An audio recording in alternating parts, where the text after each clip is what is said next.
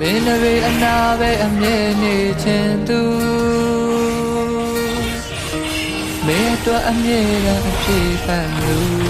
တယောက်လို့မင်းလေးကြိုက်တယ်လို့အနိုင်ယူသွားလိုက်ပါမင်းမို့လို့အမြဲတမ်းပဲအရှုံးလေးမင်းလူ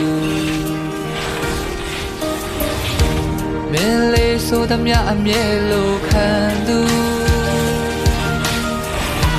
ပေးစားခြင်းလို့အချစ်ကိုခံယူ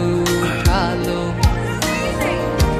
ကိုယ့်ရဲ့အချစ်ဟာအရာရာတိုင်းနဲ့နိုင်ရှင်အားလုံးအသိမပဲရှိတော့တလို့